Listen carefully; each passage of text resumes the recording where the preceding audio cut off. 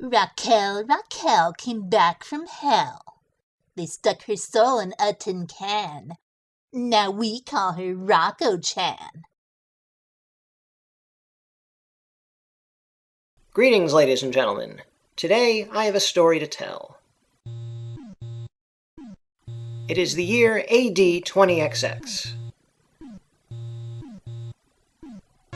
In Professor Thane's lab, the creation of a robot with a human's memory was taking place.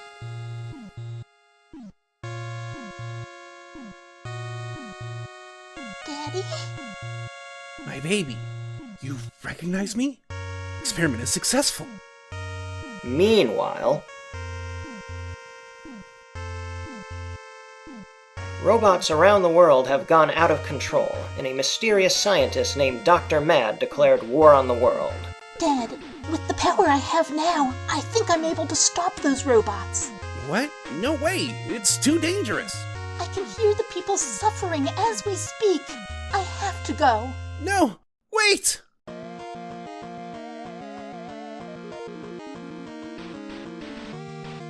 This is a retro-style Flash platformer produced by KingSaukutu.com.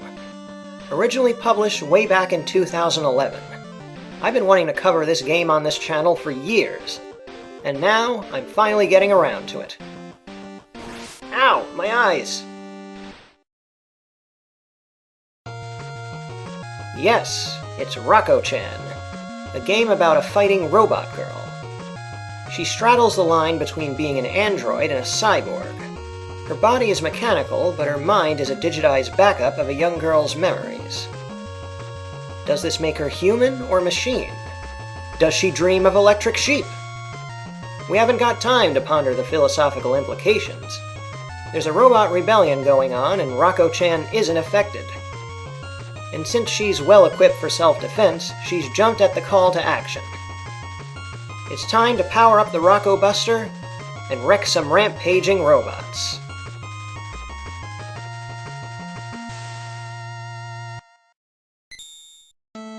Like some games from the 8-bit era, Rokko Chan doesn't have a save feature, but you can record your progress with a password. There's also some additional features here on the main menu, but you have to beat the game to gain access to some of these. So let's just start from the beginning. As chaotic as this rebellion may seem, there is a mastermind behind it named Dr. Mad, and he is coordinating this whole thing with the help of 6 powerful androids that serve as his lieutenants. They all have different strengths and weaknesses.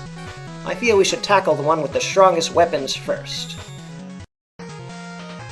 Pathetic.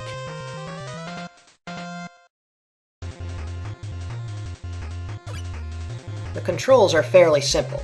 You can run, you can jump, you can shoot, and you can perform a dash. That's it. Go save the world. Volcano Man's lair is pretty hazardous. You're done for if you fall into that molten lava. The flames are less dangerous, but still cause damage.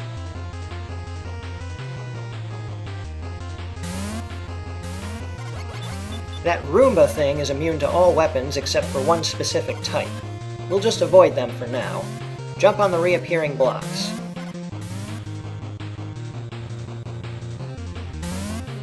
Better take care of the bad element here first. Those spikes can destroy our hero instantly, so stop and observe the pattern those blocks appear in. Once you've got it down, make your move.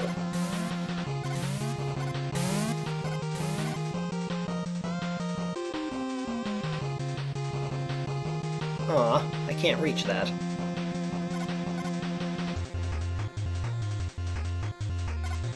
A rider lighter. Ooh, one up. Those robots are half motorcycle, half giant lighter.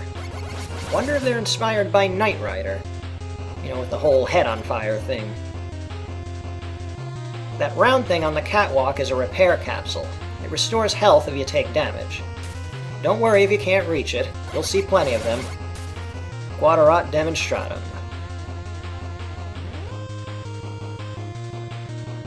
Don't trip over the rocks. I believe those robots are called Ivankov. They're resistant to most weapons when they hunker down. Gotta time this carefully. That is weapon energy. It recharges special weapons, but we don't have any of those. Yet.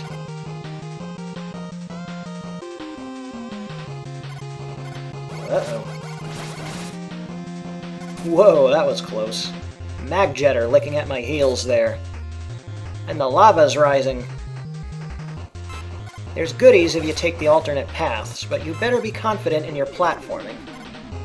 Hesitate here and you're in for a hot time.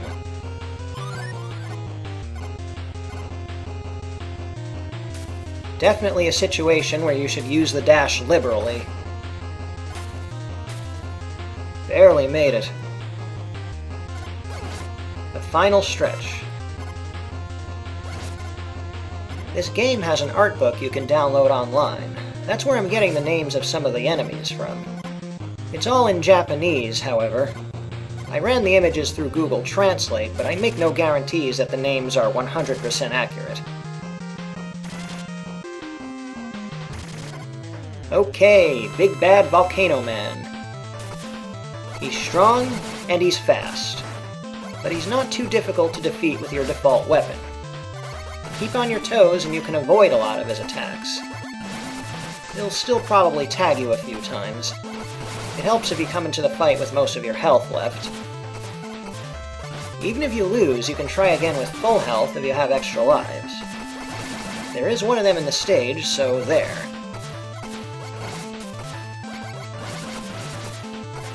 It's just a constant barrage from this guy, isn't it? You're nothing but a slogging brute.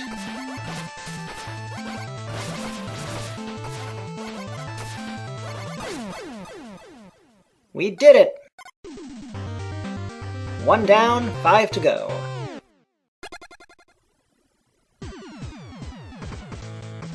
One of Rokko Chan's most awesome features is her adaptive weapon system.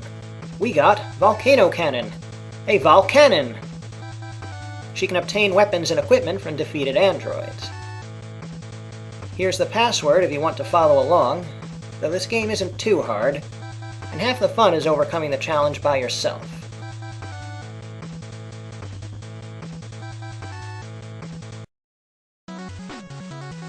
Each android is weak to one of the special weapons, so once you defeat one of them, the rest start to fall like dominoes. We got the Volcano Cannon, so we'll have an advantage against Forest Man. He's our next target. I will cut you down.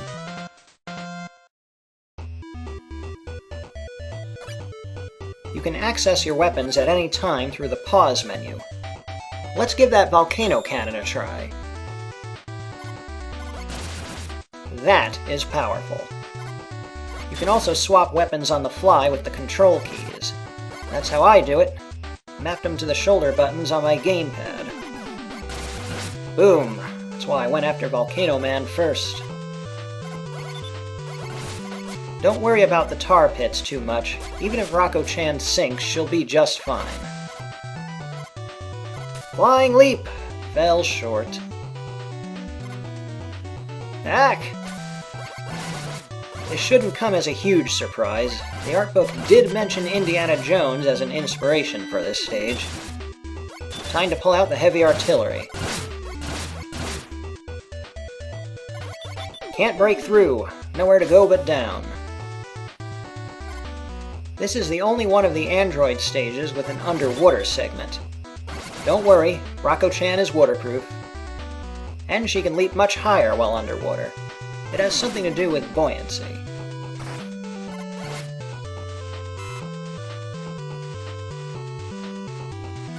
That Volcano Cannon is very useful. You don't have unlimited ammo, unfortunately, so keep your eyes open for weapon energy.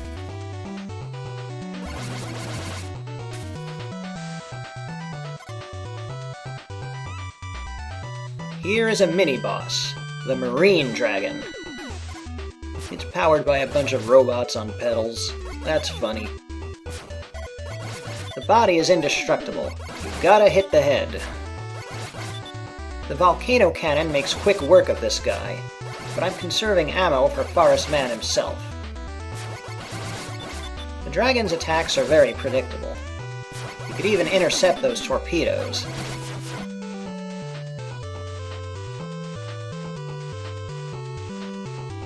Repair capsule and weapon energy. That'll top you off. And if it doesn't, this is a good spot to grind items. That flower robot will continuously release those bees, which you can destroy for power-ups. I'm not going to waste too much of your time doing that.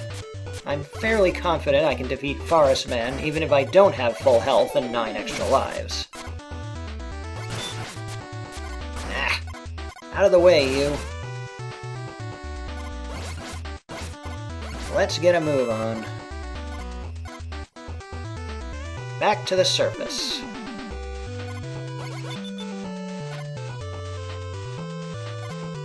First we had Indiana Jones, now we're referencing Tarzan. These Japanese game creators sure seem to like Western film.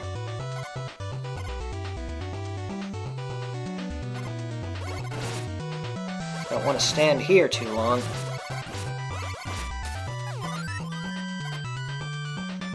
Here's a fun challenge. Swing from vine to vine, and you can get an E-capsule. Full health recharge in a can. You can access it from the pause screen if you're in a tight spot.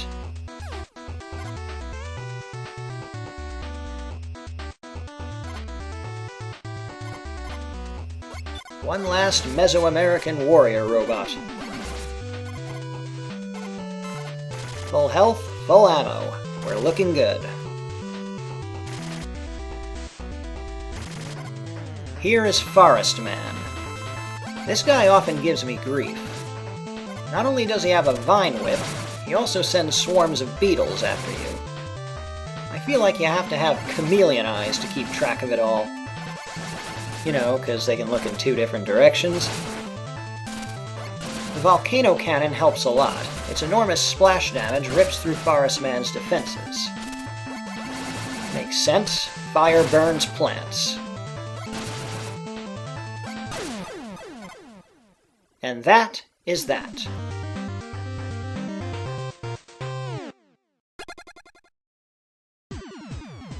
What did we get this time? Forest Whip and Beetle Jet. 2 for 1. Here's the password, if you want it. So, Beetle Jet, eh? Why a Beetle Jet? Well, aside from the fact that Forest Man likes to sick his robo-beetles on you, there's also an image in the art book that suggests that Rokko Chan herself is very much into beetles. Raising beetles is a Japanese pastime, but I think it's more common for boys than girls. Could this be a hint that Raquel is a bit of a tomgirl? Maybe. Anyway, we're making progress. Defeat the 6 androids and the way to Dr. Mad will open. Jetman is next. Think you can keep up?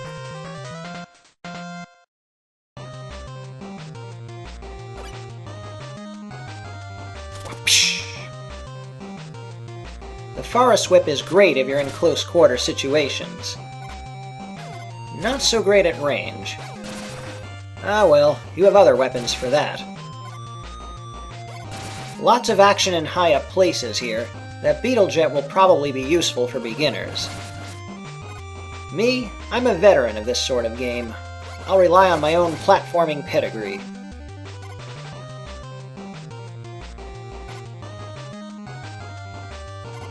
Those fans can propel you upward.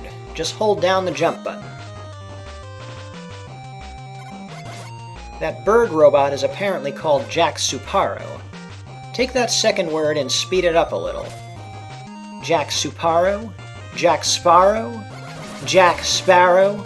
Pirates of the Caribbean? Another Western movie reference. Demonstrating the Beetle Jet. Keeping it calm, keeping it cool. This next part is a bit tricky. You can dash by double tapping in the direction you want to move. or you can just press the dash button. I recommend using the button so you fall straight down. Go too far forward here and you'll get spiked. Clever use of the gimmicks.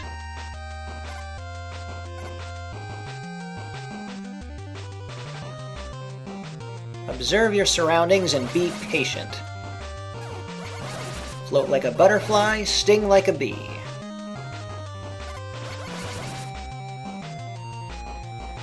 Here's a challenge that can be bypassed easily with the Beetle Jet. But I'm demonstrating the hard way. 1, it saves energy. 2, I want to show how to do this just in case you choose to go after Jetman first.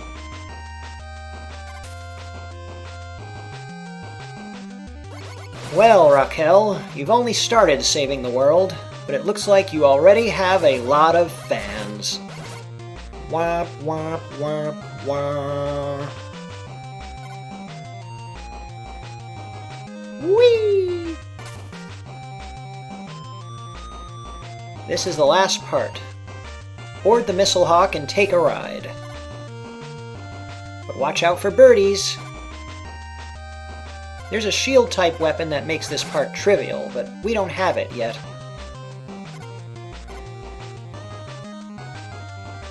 I know they're called Sparrow, but they look more like swallows. Don't ask me whether they're African or European, though. When this last hawk swoops upward, jump, and you can get another E-capsule. Could come in handy if you have trouble with Jetman. Speak of the devil. Oof. Jetman is fast, and he's armed to the teeth with homing missiles. The Forest Whip is his weakness, but you have to get up close and personal to use it. He often dives right at you, so he'll close distance whether you want him to or not. I'll finish him off with the Rokko Buster. And that makes 3.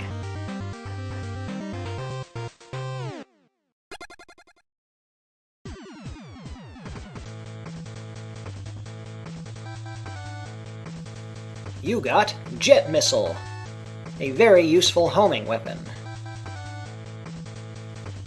We'll get to see the Jet Missile in action next time. Or you can jot down this password, play the game online, and see for yourself. Links in the description below. Regardless of what you choose to do, I will see you in the next episode. I am Mike the Reaper 86, and you all have a fantastic day.